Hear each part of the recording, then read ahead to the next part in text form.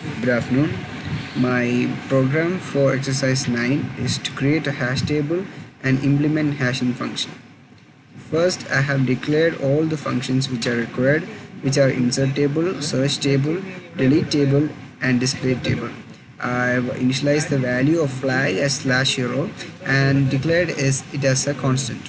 In the main function, I've asked for the size of the hash table and inputted the size in the integer n. And next I have initialized array named hash t of size n, and here first what I did is initialize all the locations of the array with size with the value -1.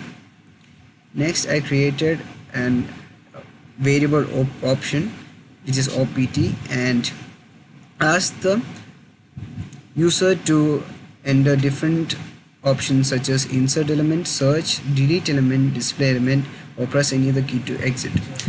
When the user gives any option, different cases are tested. In the first case, insert table, the option to insert elements to the table is invoked, and hash t and n, which is the array hash table and the size of the array, which are passed to the corresponding function.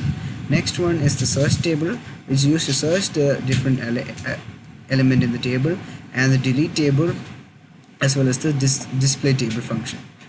Next, these are the function definitions. In the function definitions, I have two variables declared, which is of integer type, and the user is prompted to enter an element to insert, and an element is inserted. This element is this here is the hashing function, and the position is given as element modulus n.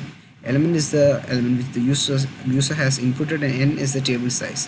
So we compare if the hash t of position is equal to -1 or hash t of position is equal to flag, which means that if the position that we are about to enter, we're checking that if it's full or not. So if it is empty, then what we do is we initialize or we enter the element into the position. Else what we do is this line of code actually finds an empty position until the hash table has been traversed the whole loop. So this line where the for loop is initialized is that, and the value of I is given as pos plus 1 modulus n, and the condition is where I not equal to pos, and my incrementation condition is that I equal I plus 1 modulus n. Again it is checked that if the different positions are -1 or the hash t is assigned a flag or not. So if any of these conditions hold true, then that position is given the value of element, and if nothing means if we don't find any empty element, then we get the table is full. Now my next function in hashing is to search the table. So first we prompt the user to enter the element which has to be searched, and the position is now found out of that element where the element might reside, and each position is now checked. If the element is not present at the position which we found, then the next positions until we find a free space is checked to find the element.